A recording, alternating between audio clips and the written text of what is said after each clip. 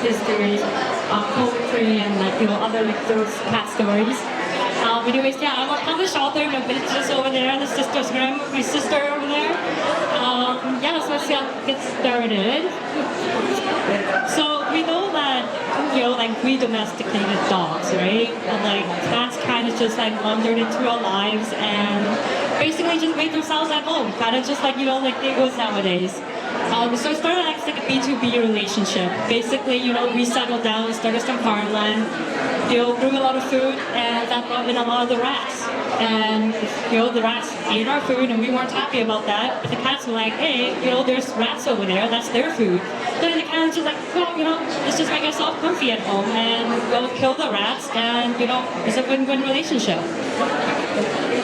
When it comes to love for cats, we always think it's ancient Egypt, right? I don't know how many of you out there actually think that right off the bat. We'll talk about Egypt first. So yeah, a lot of us actually think that the Egyptians worship cats. That's actually a misconception because the Egyptians actually don't worship the cats themselves. They worship their gods, who they believe that when they came to Earth, took off the form of the cats. So that's why they treated cats with such a high respect, so much that if you killed a cat, you face the death penalty. Nowadays in Egypt, if you still kill a cat, you go to jail probably up to 6 months in jail. And I don't know how many of you know about the Battle of Pelusium that happened in 525 BC, but it was back then, Cambyses II, who was the leader of Persia, he saw Egypt, and he's just like, well, I want their land. So he sends in his guys to get some intel from the Egyptians. And he's like, and the guy came back, he's like, yeah, they're like cats. And then Cambyses was just like, okay, I have an idea. We're just going to strap a bunch of cats to our shields and we'll run out to battle with the cats in cages. And the Egyptians saw this and they're like, oh my god, they love cats in their shields, but we can't kill them. So they literally waved a white flag before the battle even started. So, the love for cats wasn't just in Egypt, it was also in Japan. But it's funny because cats didn't originate in Japan. They came to Japan from China by boat. And it was during the Heian period because the Chinese monks were kind of traveling across Asia to spread Buddhism.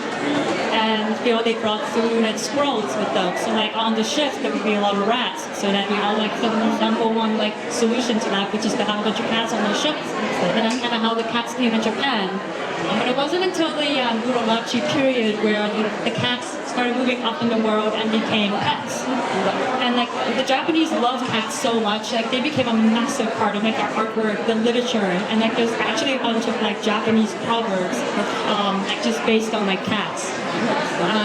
Yeah, I don't know, and if any of you have had the luxury of going to Japan, there's just cats everywhere. Everywhere you go, every mascot is cat.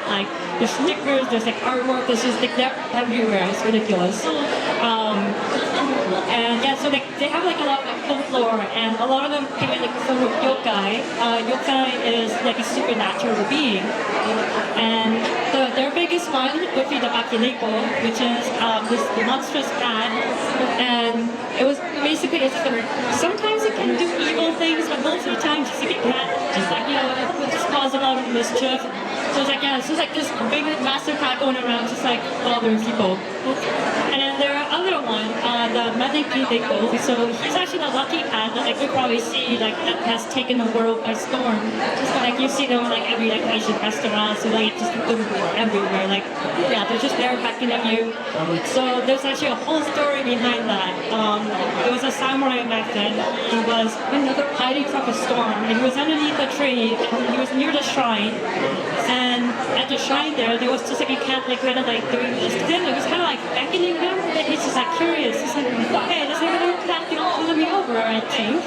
So he walks over, and literally, as he walks over, bam, he struck the tree where he was hiding, would have literally crushed him to death.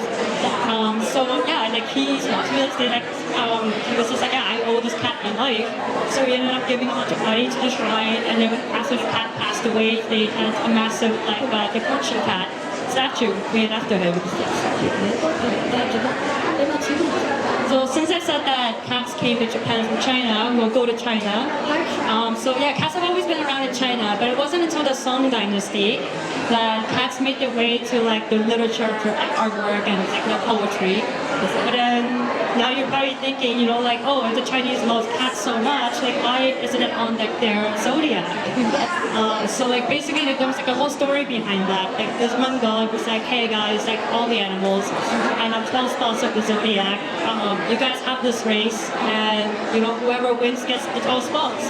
So at the time, the cat and the rat were actually best friends when they entered the race, and they ran the race together up until they got to the river, and they couldn't cross the river anymore. So then they hopped onto the ox. The ox was actually on the zodiac, and halfway through, like in the middle of the river, the rat is like, oh, you know, like he's faster than me, he's gonna win, like for sure. Like I don't have a chance against him. So he makes a heel turn and he pushes the cat into the river, and then he ended up winning the race.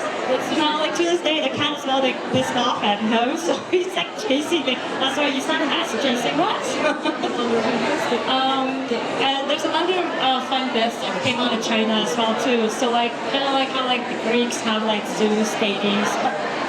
China, so like the goddess Lishao, she was the basically the protector of Earth. She created Earth, and she actually put the cats in charge, not humans.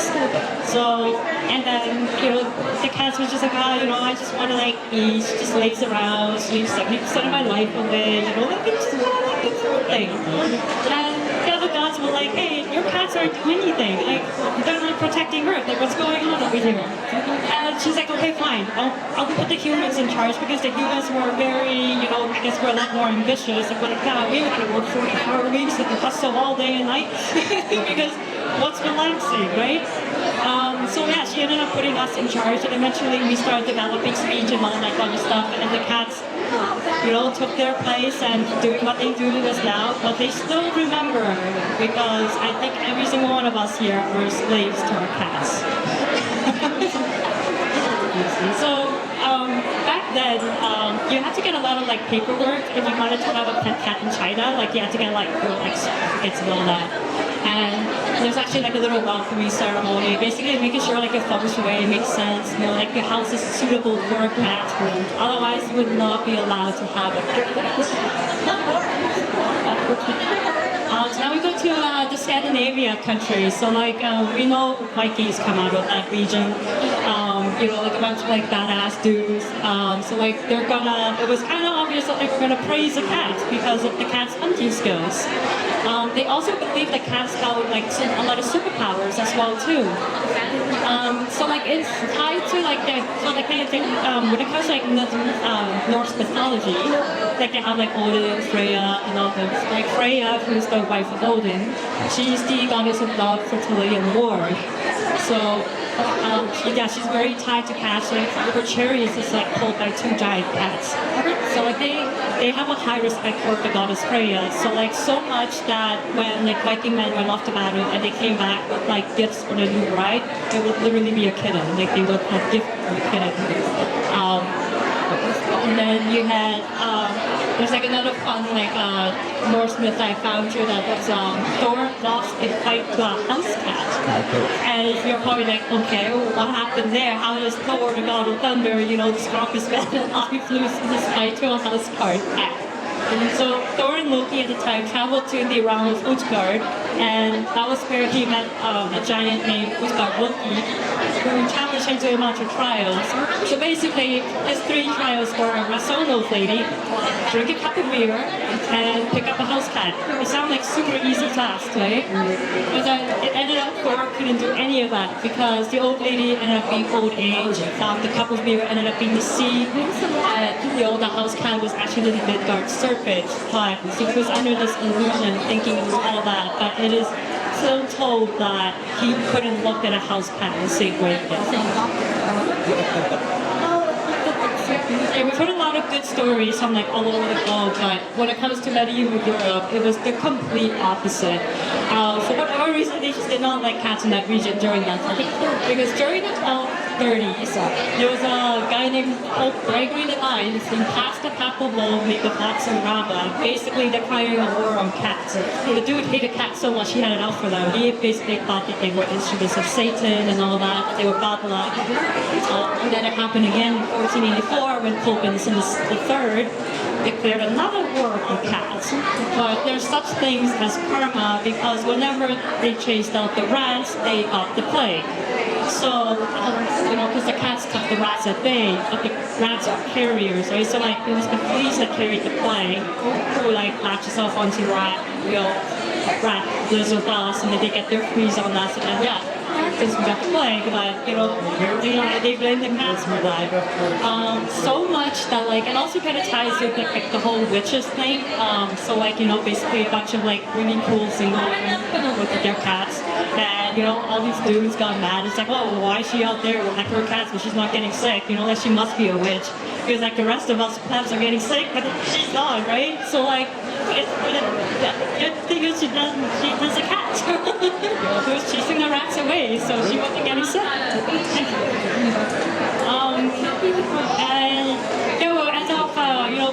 much better place than in Europe. So go to Turkey, and even just in the Middle East in general, they have a very high respect for cats.